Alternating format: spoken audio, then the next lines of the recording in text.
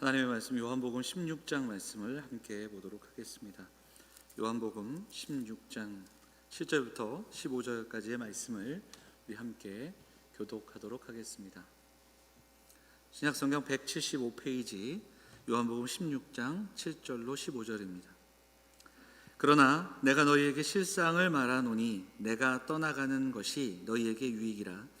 내가 떠나가지 아니하면 보혜사가 너희에게로 오시지 아니할 것이요 가면 내가 그를 너희에게로 보내리니 그가 와서 죄에 대하여 의에 대하여 심판에 대하여 세상을 책망하시리라. 죄에 대하여라 함은 그들이 나를 믿지 아니함이요 의에 대하여라 함은 내가 아버지께로 가니 너희가 다시 나를 보지 못하며 심판에 대하여라 함은 이 세상 임금이 심판을 받았음이라.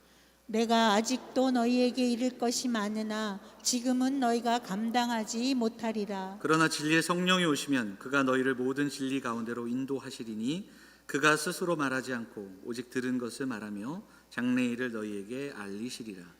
그가 내 영광을 나타내리니 내 것을 가지고 너희에게 알리시겠습니다. 같이 읽겠습니다. 무릇 아버지께 있는 것은 다 내 것이라. 그러므로 내가 말하기를 그가 내 것을 가지고 너희에게 알리시리라 하였노라. 아멘. 한 주간도 평안하셨습니까? 사랑하는 성도들 함께 예배할 수 있음에 감사하고 장로님 기도하셨지만 이제 백신이 접종이 시작되고요. 조금씩 나아지리라 이제 소망을 가지고 우리가 살아갈 때 더 많이 기도하고 더 많이 인내하고 그래서 정말 이 모든 상황들을 잘 이겨내는 그날을 꿈꾸며 바라보며 나아가는 우리 성도들 되시기를 바랍니다. 지금까지도 참 애 많이 쓰셨는데 우리 조금만 더 힘낼 수 있으면 좋겠고 이렇게 마주하여 예배할 수 있으면 너무 감사하고요. 이 시간 하나님 주시는 은혜가 사랑하는 성도들에게 힘과 용기가 되는 그런 귀한 시간이 될 수 있기를 간절히 소망합니다. 자, 우리 양옆에 계신 분들, 앞뒤에 계신 분들 인사하시죠. 잘 오셨습니다. 반갑습니다. 인사하실까요? 네.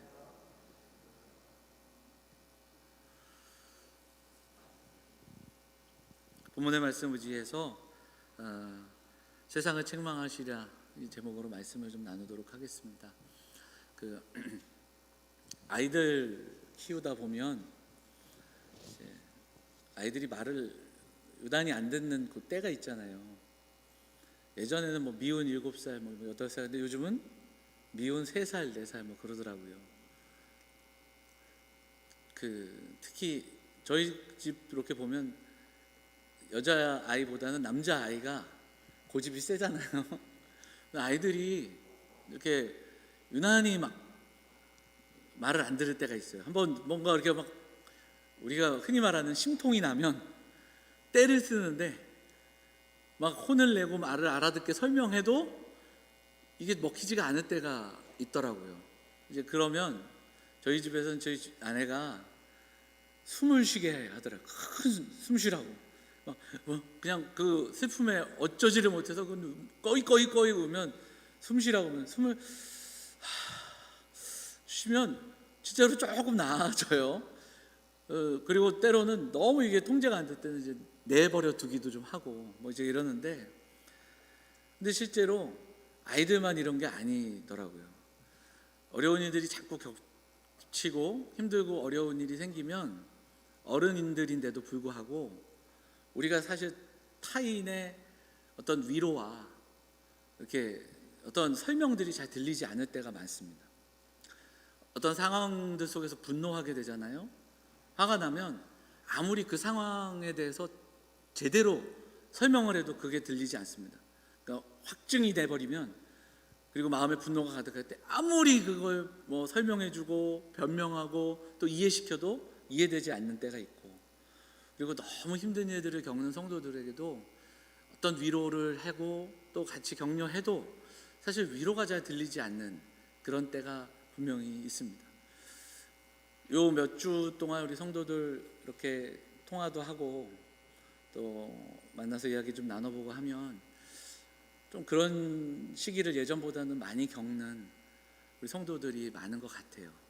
지금 너무 오랫동안 힘든 시기를 보내다 보니까 그럴 수 있고 그 마음의 우울감과 또 진짜로 힘든 상황들이 많아서 그러니까 어떤 위로도 잘 되지 않는, 그리고 심지어 우리도 어떻게 위로해야 될까 이런 생각들을 하게 되는 경우가 많은데, 자, 왜 이런 이야기를 하냐면 제가 말씀을 이제 요한복음을 쭉 읽으면서 지금 우리가 14장부터 같은 배경 속에서 말씀을 나누고 있는데, 예수님이 제자들에게 떠나심을 이야기하신 이후에 제자들이 동요하고 흔들리기 시작하고 그 제자들을 격려하시지만, 이 14장, 15장, 16장을 가만히 읽어보면 제자들이 마치 그런 상태인 것 같아요.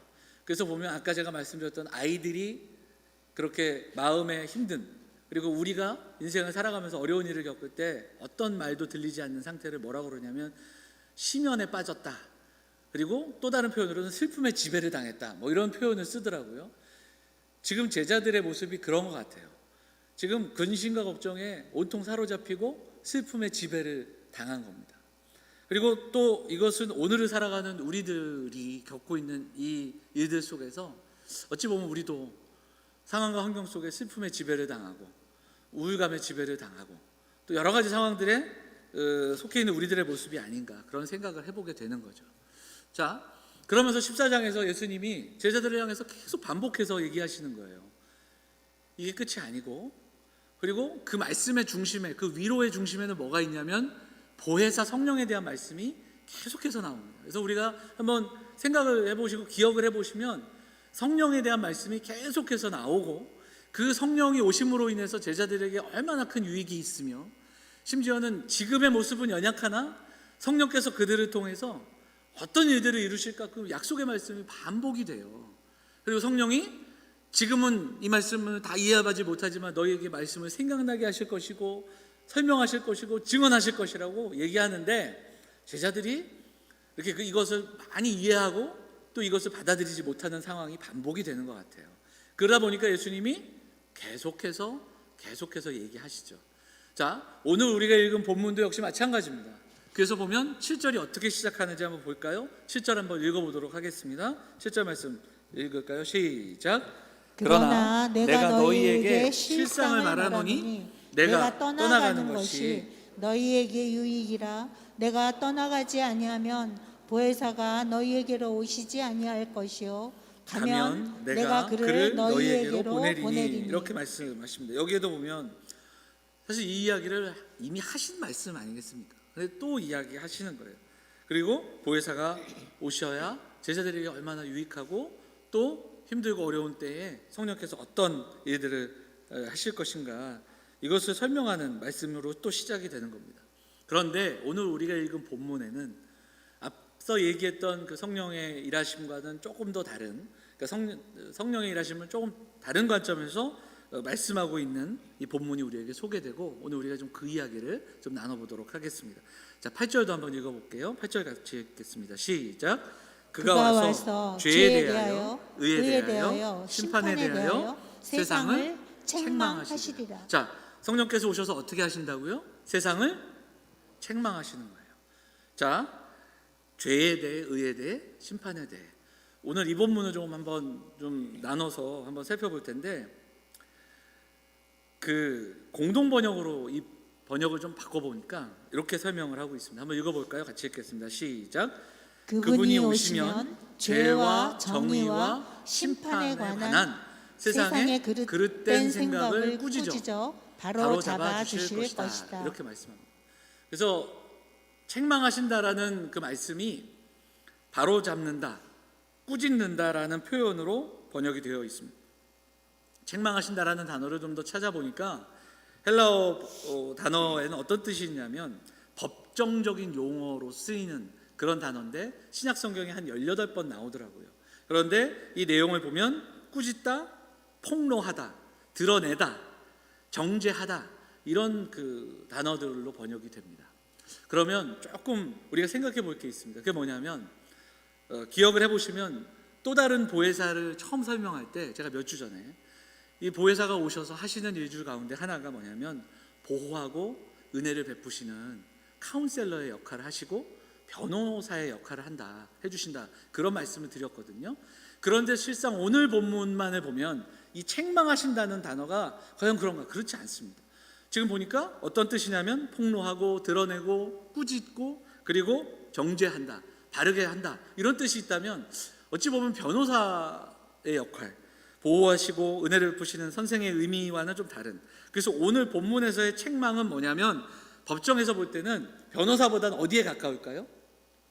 검사에 가까운 거죠. 그러면 이 말씀들을 좀 우리에게 좀 생각을 해보면 이런 거죠.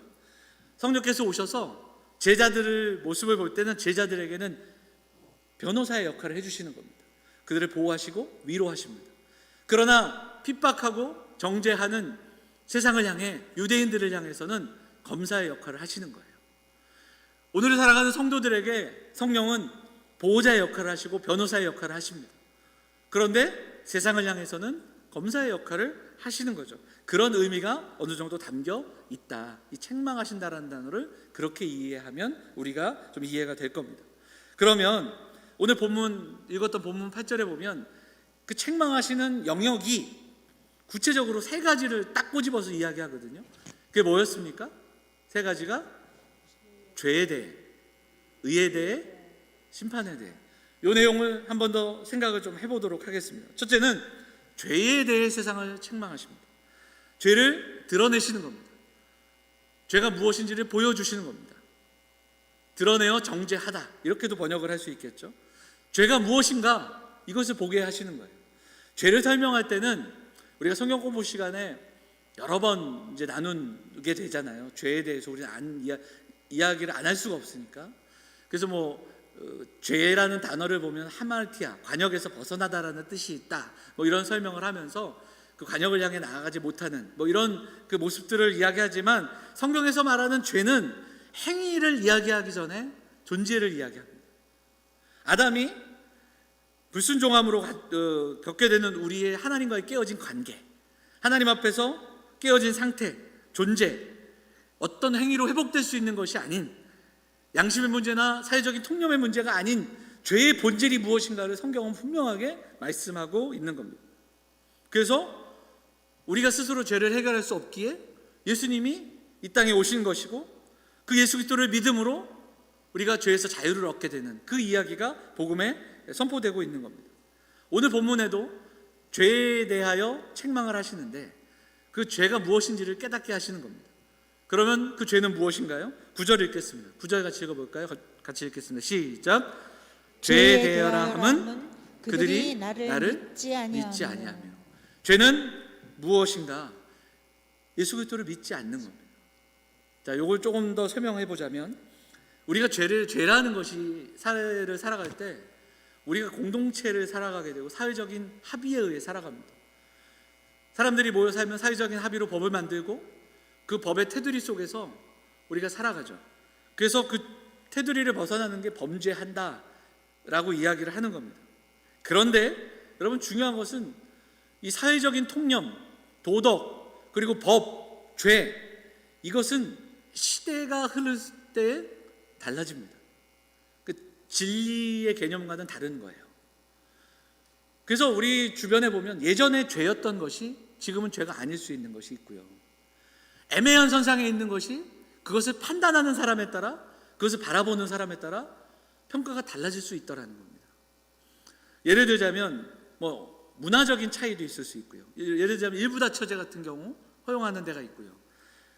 간통죄 같은 경우도 예전과 지금이 다른, 지금은 어떤 법의 테두리에서 벗어난 차별금지법에 대한 논란도 있고요.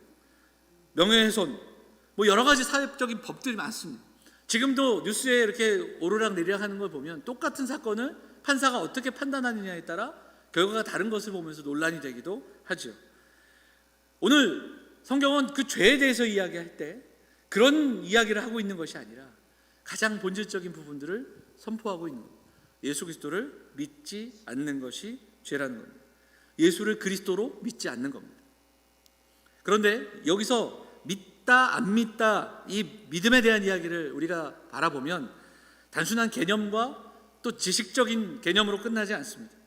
소극적인 순종을 넘어 해야 할 것을 감당하는 삶까지도 나아가는 겁니다. 세상의 기준을 넘어 더 높은 기준의 삶을 살아가고자 하는 거룩한 그 사명자의 삶까지도 우리에게 말씀하고 있는 겁니다. 단지 우리가 살아가는 삶 속에서 세상이 이야기하는 그 법을 지켜내고 세상에서 나쁜 짓 하지 않고 교회 생활 열심히 하고 그 다음에 주일 성수하고 술 담배 안 하는 정도로도 충분히 좋은 크리스찬이 될 수 있으나 그 정도를 이야기하는 것이 아니라는 겁니다. 죄에 대한 무감각한 세대를 살아갈 때 성도는 죄에 민감한 사람으로 죄를 분별하며 죄와 싸우며 살아가는 성도들이 되어야 한다는 겁니다. 나쁜 짓 안 하고 사는 게 우리 인생의 목적인가? 거기에 머무르지 말고 선한 일을 소망하고 선한 능력을 소망하고 그리고 참된 인생의 목적에 맞게 살아가는 삶, 그것을 우리에게 이야기하고 있는 겁니다.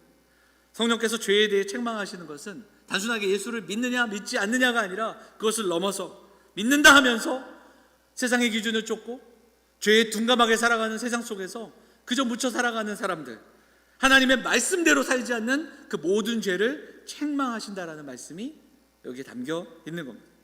자, 두 번째, 죄에 대해서 책망하시고 그 다음에 무엇에 대해서 책망하실까요? 의에 대해 책망하십니다.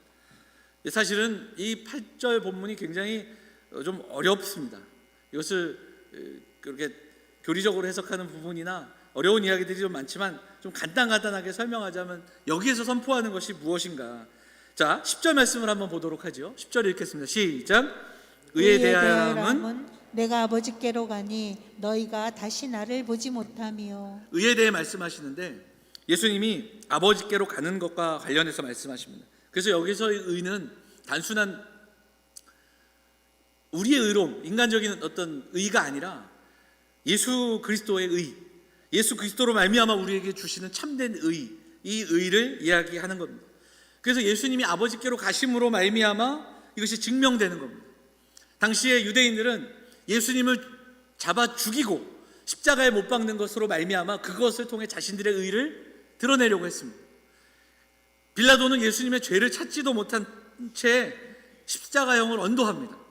유대인이나 빌라도, 그들은 예수님을 죽이는 것이 정의다 이렇게 선포하는 거예요. 그 자신들의 의를 그것으로 드러내려고 했습니다. 그런데 그렇지 않습니다. 예수님은 십자가에 달려 죽으신 이후에 부활하셨습니다. 부활을 통해서 예수님의 무죄가 선언이 되고 그리고 세상이 말한 정의가 불의였음을 드러내게 되는 겁니다. 그래서 예수님의 순종, 예수님의 십자가, 예수님의 부활로 말미암아 참된 의가 선포되는 것이 여기에 담겨 있는 의미다. 우리가 좀 묵상해 볼 수 있습니다. 자, 세 번째 11절 말씀을 한번 읽어보도록 하겠습니다. 11절 같이 읽겠습니다. 시작. 심판에 대하여라 함은 이 세상 임금이 심판을 받았습니다. 그러니까 이 말씀도 같은 맥락인데요, 예수님의 십자가가 유대인들을 통해서 심판받은 것이 아니고 빌라도의 심판, 그리고 더 나아가서 사탄의 심판을 받은 것이 아니라는 겁니다. 악한 세상을 주관하는 악한 사탄이 오히려 심판을 받는 사건이 십자가 사건이 되는 겁니다.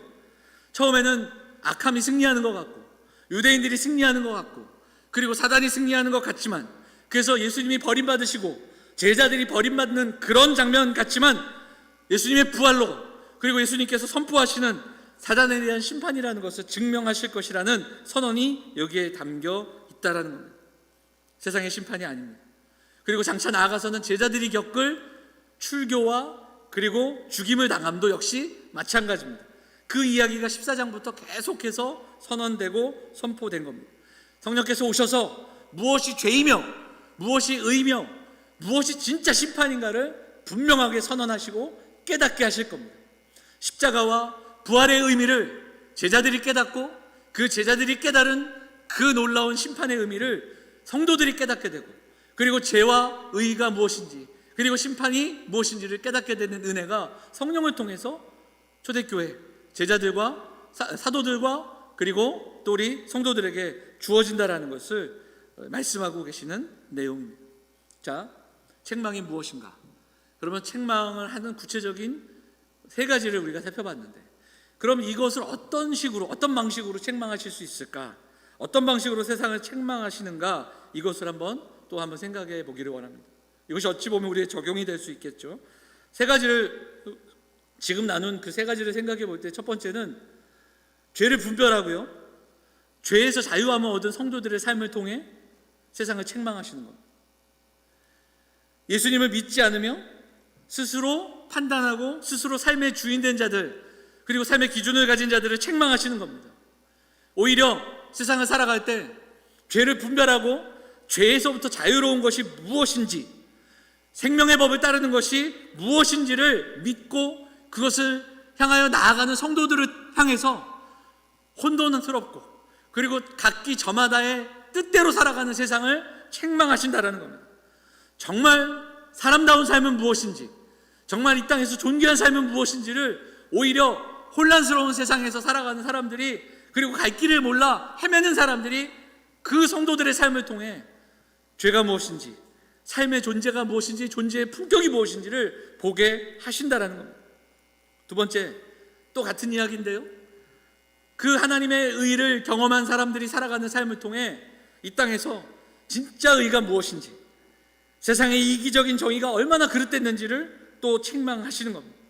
그리고 마지막, 사탄이 승리한 것이 아니라 심판주로 오실 예수 그리스도를 바라보며 정말 힘들고 어렵지만 정말 두려워할 것이 무엇이며 정말 두려워할 것이 무엇인지를 깨달으며 살아가는 성도들을 통해 세상을 책망하시게 되는 겁니다. 먼저는 제자들에게 이 말씀을 여러 번 들려주셨는데요, 마태복음 10장 한번 보도록 할까요? 마태복음 10장 28절 같이 읽겠습니다. 시작. 몸은 죽여도 영혼은 능히 죽이지 못하는 자들을 두려워하지 말고 오직 몸과 영혼을 능히 지옥에 멸하실 수 있는 이를 두려워하라. 그렇습니다. 정말 두려워할 것이 무엇인지를 깨닫게 하십니다. 그리고 그것을 깨달은 사람들은 세상에서 고난 앞에, 그리고 염려 앞에, 근심 앞에 두려워하는 인생이 아니라 정말 세상을 이긴 자의 삶을 맛보며 살아갈 수 있는 은혜를 주심으로 그들이 성령께서 세상을 책망하시는 도구로 살아갈 수 있다라는 겁니다. 사랑하는 여러분, 그런데 우리가 이제 요한복음 14장부터 나눈 제자들의 모습을 보면 과연 이런 성령의 도구로, 세상을 책망하시는 도구로 살아갈 수 있을까 좀 걱정이 되긴 합니다. 오늘 본문에도 보면 그 이야기를 들려주십니다. 자, 11절, 12절 말씀, 12절 말씀 한번 볼까요? 12절, 13절 같이 읽겠습니다. 시작. 내가 아직도 너희에게 이를 것이 많으나 지금은 너희가 감당하지 못하리라. 그러나 진리의 성령이 오시면 그가 너희를 모든 진리 가운데로 인도하시리니 그가 스스로 말하지 않고 오직 들은 것을 말하며 장래일을 너희에게 알리시리라. 그렇습니다. 제자들에게 이 모든 이야기를 지금은 감당할 수 없으나 성령께서 깨닫게 하시고 생각나게 하시고 진리로 인도하실 것이라고 말씀합니다. 결국은 그 진리로 인도하시는 성령을 따르라. 그때에 이러한 은혜들이 부어질 것이라는 것을 미리 말씀하신 겁니다. 14장부터 16장까지를 가만히 보면 사도행전을 이해하고 사도행전을 읽어갈 때, 묵상할 때 굉장히 많은 도움이 되는 것 같아요. 그래서 성령께서 임하신 그때 어떻게 제자들이 그렇게 성령 충만함을 경험할 수 있었을까?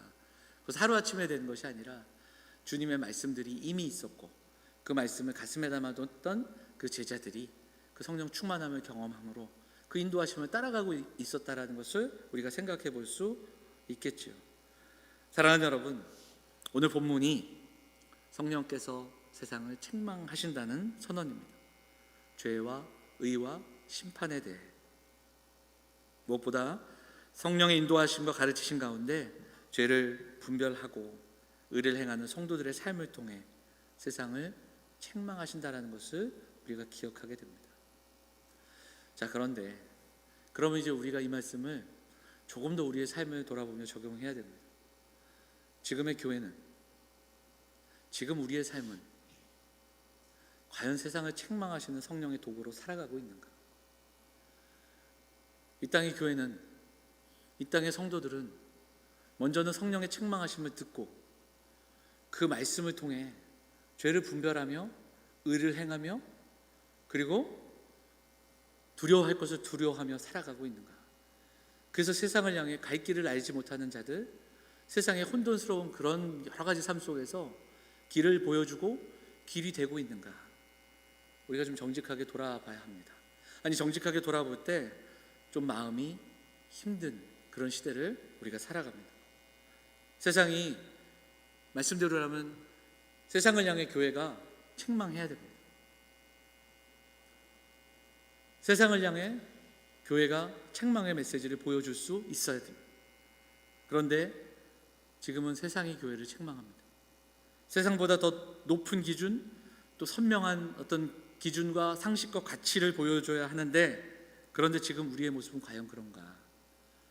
코로나를 겪으면서 우리가 보내왔던 지난 한 해 동안 교회의 모습, 성도의 모습은 이 세상 속에서 이렇게 혼란스럽고 아픈 때에 우리는 그 기준이 되고 그들에게 도전이 되고, 그리고 오히려 그 어두운 가운데 빛을 비춰주고 있는가? 우리가 좀 한 번 더 돌아볼 수 있어야 합니다. 그런데 정직하게 우리를 돌아보면 이 마지막 때를 살아가는 우리가, 그리고 이 어려운 때를 살아가는 우리 교회가, 성도가, 목회자들이 과연 그런 역할을 감당하고 있는가? 그 사명자로 살아가고 있는가? 좀 그렇지 않음을 우리는 분명하게 또 보게 되고, 또 가슴 아픈 그런 묵상을 하게 됩니다. 사도 바울은 교회를 향해서 그런 모습들을 향해 참 많이 이야기하고 책망하기도 했는데요, 대표적으로 고린도 교회에는 정말 문제가 많았습니다. 그래서 이 이야기가 나오는데, 고린도 전서를 한번 보시면 고린도 전서 6장 말씀에 이런 말씀이 있어요. 2절, 3절 같이 한번 읽어볼까요? 같이 읽겠습니다. 시작. 성도가 세상을 판단할 것을 너희가 알지 못하느냐? 우리가 천사를 판단할 것을 너희가 알지 못하느냐? 그러니까 심지어 사도 바울이 교회와 성도가 세상을 판단한다, 이 판단이 이제 책망과 같은 의미, 교회가 세상을 분별하고 교회가 세상에 바른 길을 제시해 줘야 되는데 지금 그러지 못하다는 거예요. 고린도 교회가. 심지어는 천사도 책망할 수 있다, 뭐 이런 표현까지 하는데요. 자, 그런데 6절에 보면 고린도 교회의 실상은 어떻습니까? 한번 읽어볼까요? 같이 읽겠습니다. 시작. 형제가 형제와 더불어 고발할 뿐더러 믿지 아니하는 자들 앞에서 하느냐. 이것은 뭐냐면, 성도가 세상을 판단해야 되는데 성도끼리 싸우니까 교회 안에 분쟁이 있었어요, 고린도 교회. 근데 그것이 해결이 안 되는 겁니다. 수많은 어려움들이 있으니까 심지어 이것을 어디로 가져갔습니까? 세상 법정으로 가져가서 믿지 않는 자들이 교회의 분쟁을 판단하는 그런 일들을 경험하게 되는 겁니다. 이것에 대해서 탄식하고 아파하는 사도 바울의 탄식이 여기에 담겨 있는 거죠. 여러분, 이것이 단순하게 고린도 교회의 이야기겠습니까? 오늘을 살아가는 수많은 교회의 이야기이며, 지금도 뉴스 선상에 보면 정말 많은 교회들의 이야기, 목회자들의 이야기, 그리고 우리들의 이야기들이 어떤 이야기들이 실려 있고 우리에게 전해집니까?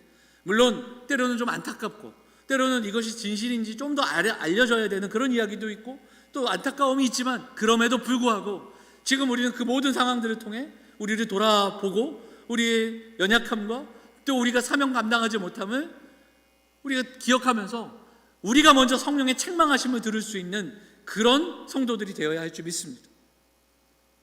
성령께서는 세상을 책망하십니다. 그 책망이 잘못했을 때 혼을 내고, 그리고 감정적으로 죄책의 감정이 어떤 건드려지는 그런 마음이 흔들리는 그 정도의 어떤 책망이 아니라, 말씀을 깨닫게 하시고 그 말씀을 붙들고 그 말씀의 선한 능력에 힘입어서 그리스도의 삶을, 그리스도의 메시지를 살아내도록 하시는 그 성령의 능력을 우리에게 들려주고 계시는 겁니다. 그래서 우리가 그 말씀 붙들고, 이 힘든 세상이지만 말씀에 순종하여 살아갈 때 빛의 열매를 맺으며 세상을 책망하시는 그 성령의 도구로 교회가, 성도가 살아갈 수 있다는 것, 그것이 오늘을 살아가는 우리 인생의 목적이며 또 우리 인생에 주신 사명이라는 것을 성경이 말씀하고 있다는 겁니다. 사도 바울은 교회를 향해 편지를 쓸 때마다 그 이야기를 굉장히 여러 번 합니다. 에베소서 5장 말씀 한번 보도록 하겠습니다. 5장 8절, 9절 함께 읽을까요? 같이 읽겠습니다. 시작. 너희가 전에는 어둠이더니 이제는 주 안에서 빛이라. 빛의 자녀들처럼 행하라. 빛의 열매는 모든 착함과 의로움과 진실함에 있느니라. 주 안에서 빛이라. 이제는 빛의 자녀답게, 자녀들처럼, 그리고 착함과 의로움과 진실함의 열매들을 맺어라, 이렇게 선언하죠. 여기에 이어지는 11절 말씀도 한번 보도록 하겠습니다. 같이 읽어볼까요? 같이 읽겠습니다. 시작. 너희는 열매 없는 어둠의 일에 참여하지 말고 도리어 책망하라. 그들이 은밀히 행하는 것들은 말하기도 부끄러운 것들이라. 그러나 책망을 받는 모든 것은 빛으로 말미암아 드러나나니 드러나는 것마다 빛이니라. 아멘. 여기에 이 책망에 대한 이야기가 나옵니다. 어둠의 일에 참여할 것이 아니라 세상을 책망하는 빛으로, 우리를 부르신 그 빛으로의 부르심 앞에 그 빛으로 말미암아 어둠을 드러내는 존재로 살아가야 함을 선언하고 있는 그런 본문입니다. 이 에베소서 5장을 한번 여러분 오늘 말씀 끝나고 집에 5장 한 장만을 읽어보시면 정말 많은 이 이야기들, 그리고 우리의 존재에 대한, 우리에 대한 부르심의 이야기들이 담겨 있음을 우리가 보게 됩니다. 사랑하는 여러분, 우리가 먼저 성령의 책망하심을 들을 수 있기를 소망합니다. 그리고 그 인도하심을 받아, 말씀으로 책망을 받아 우리가 이 땅을 향한 주님의 메시지가 되고 이 땅을 향한 성령의 책망의 도구가 되는 그 삶을 소망하며 기도하고 결단하는 영험의 성도들이 다 되시기를 간절히 소망합니다. 아멘.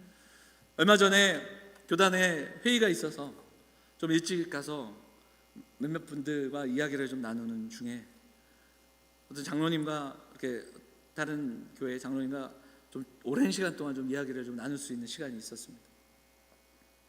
코로나에 대한 이야기를 하시면서 저에게 목사님 코로나 이 1년을 어떻게 보십니까? 뭐 이런 질문도 하시고 그런 좀 이야기들을 나눌 때 코로나를 통해, 그러니까 하나님이 코로나를 우리에게 허락하신 그 뜻은 다 알 수 없으나 코로나를 통해서 드러나야 할 것이 드러나게 하시고 우리가 그동안 책망해야 했던 것들을 책망하지 못한 것이 드러나고 있음을 보게 하신다.